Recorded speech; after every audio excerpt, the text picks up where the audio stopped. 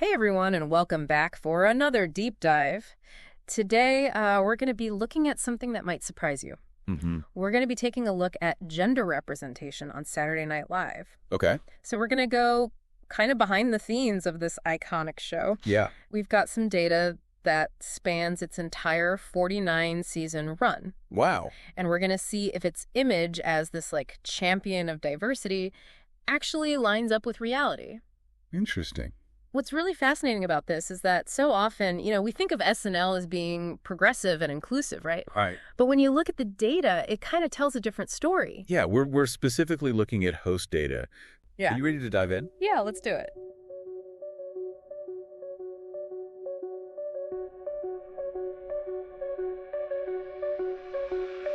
Data on the screen, numbers come alive. Male, female flows where the patterns thrive. Visual charts, public colors unify. Gender decoded, bringing truth to light. Small drum fill.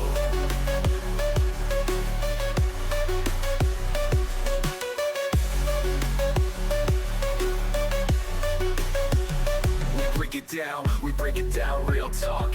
Trends unveiling, facts from every block.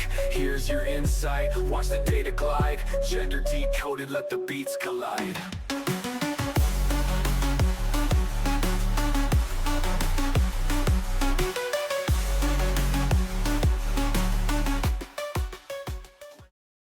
All right, get ready, because we're going to do a deep dive on SNL, but not the sketches you'd expect. We're going deep on, who gets to host, and trust me, it gets kind of messy. So you wanted to know about, gender representation in their hosting history, all 49 seasons. And we dug into an analysis with this fascinating visual. It's a stacked area plot. Imagine each season is like a skyscraper. And, the height of the building, right, depends on how many hosts they had that season. Now, the men get all the bottom floors, the foundation, if you will, and the women, they get added on top. So what's fascinating about this is how this visualization, it really highlights the gender disparity across the whole history of SNL. It's like looking at a skyline of a city, right? That's been built on a history of, let's just say, unequal access. Like that metaphor of the men at the bottom. It makes you think, doesn't it? It really does. And you can't miss it. The blue area, it represents the male hosts. It's consistently larger than the pink area for the female hosts. So that image of SNL being super inclusive, maybe not so much when you look at the actual hosting data. Exactly. It's like they built this reputation for being progressive.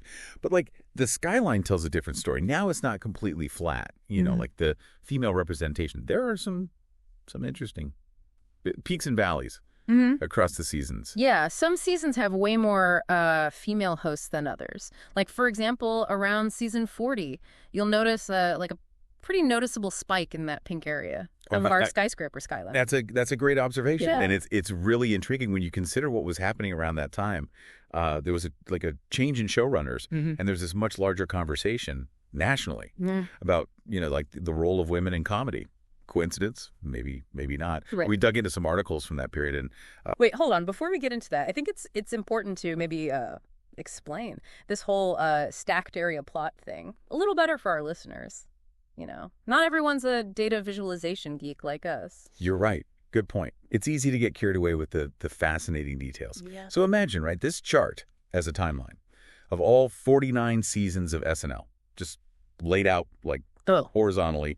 And for each season, we're just stacking up, blocks, representing each host. Blue for men, pink for women. The higher the stack, the more hosts there were overall. And you can see, right, for most of SNL's history, those blue blocks, they form a much taller base than the pink ones. Yeah, it's like they were laying the foundation with mostly male hosts for decades, and it wasn't until much later that they even started adding on those pink blocks in any significant way. Even then, it's not a consistent upward trend, right, for female representation. There are these periods, seasons 28 through 31, where the pink just practically disappears from the chart.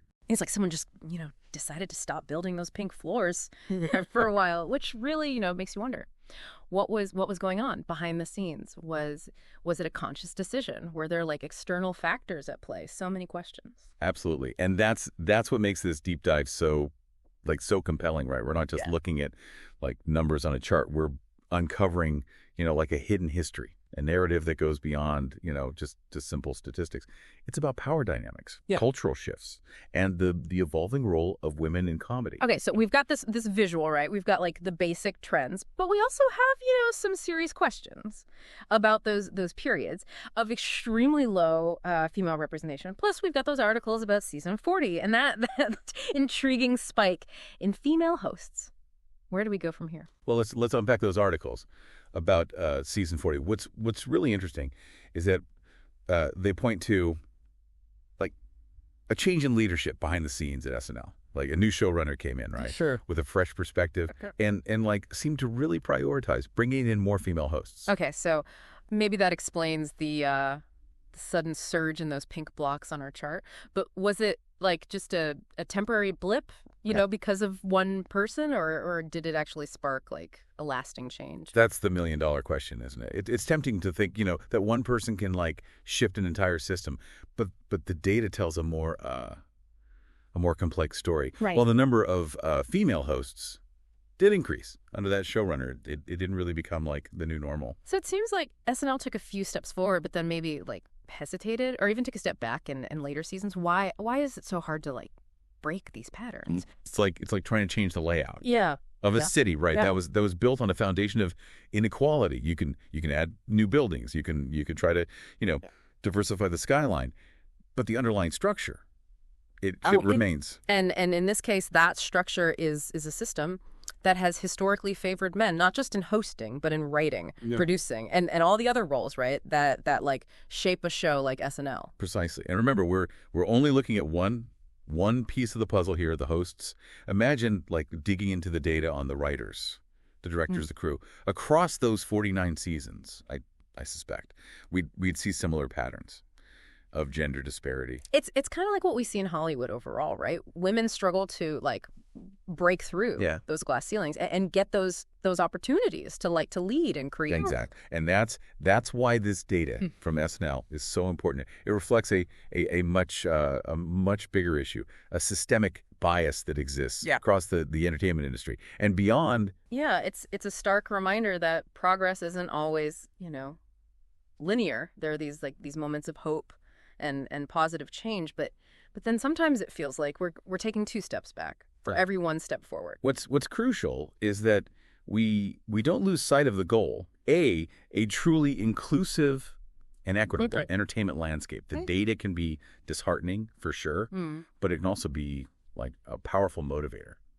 for change. So for our listener, we've seen that SNL's history of gender representation among hosts is kind of a mixed bag, right? There are glimpses of progress, but also like long stretches of glaring disparity. But it's not just about SNL. This is a reflection of like deeper issues within the industry itself. What are your thoughts on that? It's almost like this deep dive took us down a rabbit hole. We started with this like simple question about gender representation SNL hosts, but it's become like so much bigger than that. What's fascinating to me is how this data, like this visual representation of SNL's hosting history, can spark like such a wide-ranging conversation. It's like a microcosm of a much larger societal issue, and it forces us to like confront these uncomfortable truths about power and privilege. Yeah, and it makes you wonder what can we even like do about it? I mean, we're not running SNL. We're not Hollywood executives. Does our opinion even matter? It absolutely matters. Yeah. Remember, we're the audience, right? We're the viewers. We're the consumers.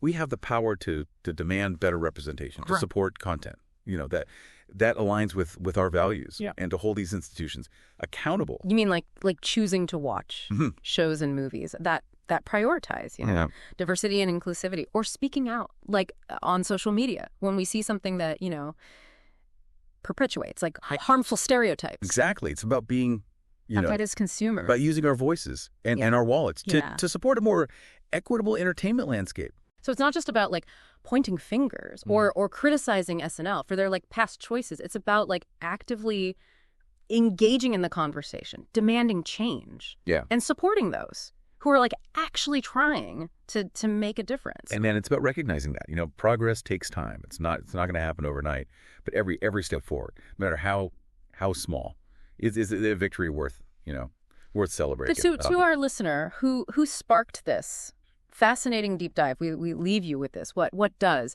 a truly inclusive and representative entertainment industry look like to you? And what role can you play in making that vision a reality? Think about it. What shows do you choose to watch? What stories resonate with you? Whose voices are being, amplified and whose are being silent? These are questions worth pondering, because the answers, they have the power to shape the future. Never know what secrets are hiding in plain sight, just waiting to be uncovered. And who knows, maybe we'll deep dive into some of your discoveries next time. Until then, happy exploring.